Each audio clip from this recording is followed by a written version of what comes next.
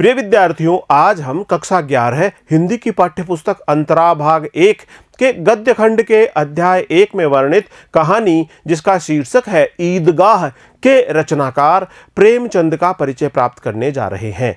प्रेमचंद का जन्म सन 1880 ईस्वी में हुआ। आपका जन्म वाराणसी जनपद के लम्ही नामक ग्राम में हुआ। आइए हम प्रेमचंद का बिंदुवार परिचय प्राप्त करते हैं। प्रेमचंद का जन्म सन 1880 ईस्वी में हुआ। इनका जन्म वाराणसी जिले के लम्ही ग्राम में हुआ।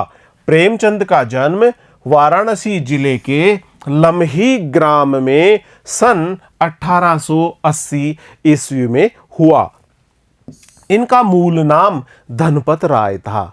प्रेमचंद का मूल नाम धनपत राय था। प्रेमचंद की प्रारंभिक शिक्षा वाराणसी में हुई। मैट्रिक के बाद वे अध्यापन करने लगे। मैट्रिक की परीक्षा उत्तीर्ण करने के पश्चात आप पढ़ने पढ़ाने के काम से जुड़ गए और आपने अध्यापन कार्य कराना प्रारंभ कर दिया। मैट्रिक के बाद वे अध्यापन करने लगे। स्वाध्याय के रूप में ही उन्होंने बीए तक शिक्षा ग्रहण की और आपने बीए तक की शिक्षा स्वाध्याय के माध्यम से ही ग्रहण की, यानी आपने स्वयं अपने प्रयासों से शिक्षा अर्जित की। स्वयं के ही प्रयासों से स्वाध्याय के रूप में ही आपने बीए तक शिक्षा प्राप्त की। असहयोग आंदोलन के दौरान उन्होंने सरकारी नौकरी से त्यागपत्र दे दिया और पूरी तरह लेखन कार्य के प्रति समर्पित हो गए। जैसा कि आपके हृदय में भी देशभक्ति की भावनाओं का ज्वार ठाटे मारा करता था, आप भी देशभक्ति की भावना से पूरी तरह से ओतप्रोत थे और आपने असहयोग आंदोलन के दौरान सरकारी नौकरी से त्यागपत्र दे दिया और पूरी तरह से आप लेखन कार्य के प्रति समर्पित हो गए।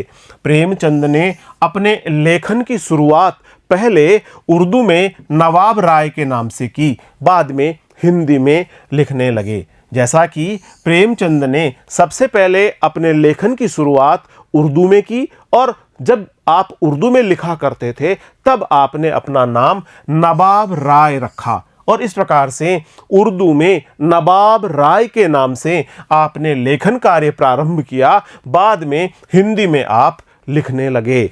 उन्होंने अपने साहित्य में किसानों, दलितों, नारियों की वेदना और वर्ण व्यवस्था की कुरीतियों का मार्मिक चित्रण किया है।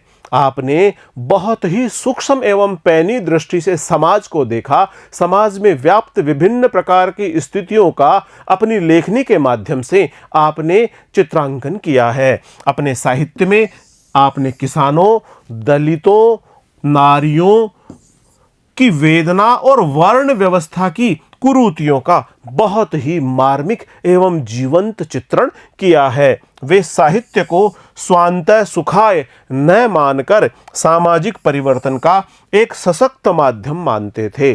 प्रेमचंद का मानना था कि साहित्य के माध्यम से हम समाज का परिवर्तन कर सकते हैं, समाज को नई दिशा प्रदान कर सकते हैं, समाज में व्याप्त बुराइयों और कुरीतियों को मिटा सकते हैं। इस प्रकार वे साहित्य को स्वांतः सुखाय नहीं मानते थे, वरन वे साहित्य को सामाजिक परिवर्तन का एक सशक्त माध्यम मानते थे। वे एक ऐसे साहित्यकार थे जो समाज की वास्तविक स्थिति को पैनी दृष्टि से देखने की शक्ति रखते थे। समाज में जैसी भी स्थितियां हैं, जैसी भी परिस्थितियां हैं, उनको वे बहुत ही पैनी और सूक्ष्म दृष्टि से देखा करते थे और उसी के अनुसार अपनी लेखनी के माध्यम से उनका अभिव्यक्तिकरण किया करते थे। वे एक ऐसे साहित्यकार थे जो समाज की वास्तविक स्थिति को बहुत ही पैनी दृष्टि से देखा करते थे, देखने की शक्ति रखते थे। उन्होंने समाज सुधार और राष्ट्रीय भावना से ओतप्रोत अनेक उपन्यासों एवं कहानियों की रचना की। आपने बहुत सारी कहानियों की रचना की, बहुत सारे उपन्यास आप द्वारा रचे गए, जिसमें मुख्य विषय आपने समाज सुधार को ही रखा। आपने समाज सुधार और राष्ट्रीय भावना से ओतप्रोत बहुत सारे उपन्यासों की रचना की, अनेक कहानियों की आप द्वारा रचना की गई। कथा संगठन, चरित्र चित्रण, कथोपकथन आदि की दृष्टि से उनकी रचनाएं बेजोड़ हैं। इनकी रचनाओं में जिस प्रकार से इन्होंने चरित्र चित्रण किया है वह अपने आप में अद्भुत है। कथा संगठन की दृष्टि से देखा जाए, चरित्र चित्रण की दृष्टि से देखा जाए, या कहानी को किस प्रकार से आगे बढ़ाया गया है, उपन्यास में किस प्रकार से पात्रों को संगठित करके उनके माध्यम से किसी भी विषय वस्तु को निरूपित किया गया है, उनका प्रस्तुतिकरण किया गया है, यह अपने आप में बहुत ही अद्भुत है।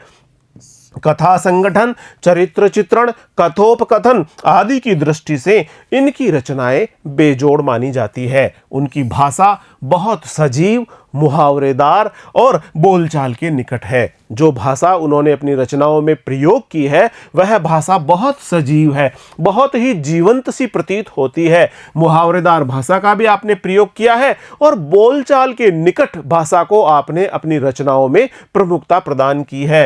हिंदी भाषा को लोकप्रिय बनाने में उनका विशेष योगदान है। आपने हिंदी भाषा को लोकप्रिय बनाया, आपका यह विशेष योगदान हिंदी भाषा को लोकप्रिय बनाने के लिए सदैव स्तुत्य रहेगा। संस्कृत के प्रचलित शब्दों के साथ साथ उर्दू की रवानी इनकी विशेषता है, जिसने हिंदी कथा भाषा को नया आयाम दिया।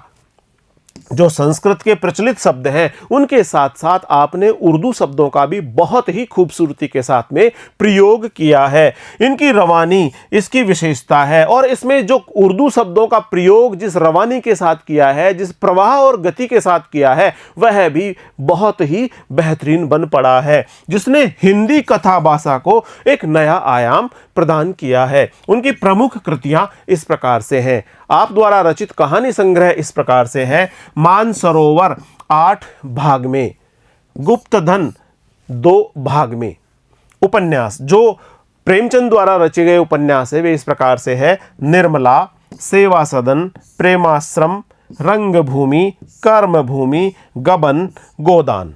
आप द्वारा रचित उपन्यास इस प्रकार से है। निर्मला, सेवा सदन, प्रेमाश्रम, रंगभूमि, कर्मभूमि, गबन, गोदान आप द्वारा रचित उल्लेखनीय उपन्यास है।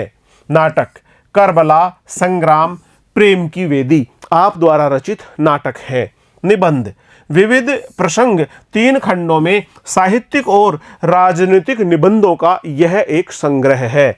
कुछ विचार यह साहित्यिक निबंध का संग्रह है।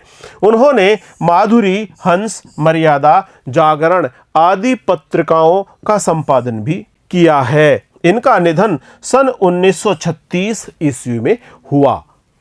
ईदगाह कहानी के बारे में जो हमारी पाठ्यपुस्तक में कहानी दी गई है, जिसका शीर्षक है ईदगाह, इसके बारे में कुछ चर्चा कर रहे हैं। प्रेमचंद द्वारा रचित कहानी ईदगाह हमारी पाठ्यपुस्तक में दी गई है।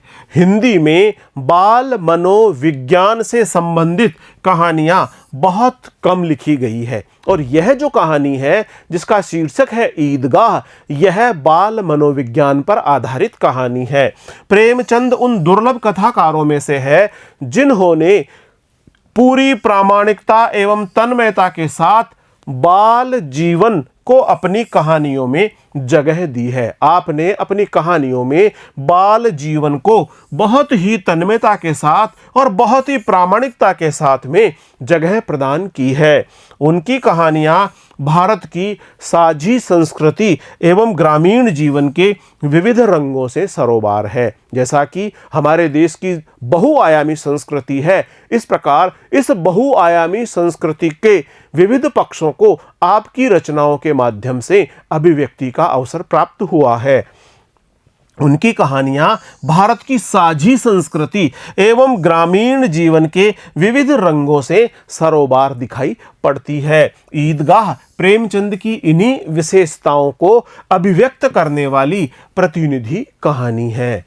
इस कहानी में ईद जैसे महत्वपूर्ण त्योहार को आधार बनाकर ग्रामीण मुस्लिम जीवन का बहुत ही सुंदर चित्र प्रस्तुत किया गया है। ईद का त्योहार है और इस ईद के त्योहार को आधार बनाते हुए ग्रामीण जनजीवन का बहुत ही सुंदरतम दृश्य अंकित किया गया है। हामिद का चरित्र हमें बताता है कि अभाव उम्र से पहले बच्चों में कैसे बड़ों जैसी समझदारी पैदा कर देते हैं।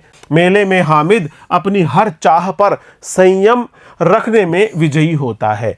मेले में हामिद अपनी हर चाहत पर संयम रखता है और साथ ही रुस्तमे हिंद चिमटे के माध्यम से प्रेमचंद ने श्रम के सौंदर्य एवं महत्व को भी उद्घाटित किया है। जब हम इस कहानी को पढ़ते हैं हम पाते हैं कि हामिद ने एक चिमटा खरीदा और उस चिमटे के माध्यम से श्रम के सौंदर्य और महत्व को भी बहुत ही कुशलतापूर्वक उद्घाटित किया है। चित्रात्मक भाषा की दृष्टि से भी यह कहानी अनूठी है। प्रिय विद्यार्थियों, आज हमने साहित्यकार प्रेमचंद का परिचय प्राप्त किया है, इनके व्यक्तित्व और कृतित्व के बारे में जानकारी प्राप्त की है। अगले वीडियो में हम साहित्यकार प्रेमचंद द्वारा रचित कहानी जिसका शीर्षक है ईदगाह से संबंधित वीडियो लेकर शीघ्र ही आपके समक्ष उपस्थित होंगे। तब तक बहुत बहुत नमस्कार।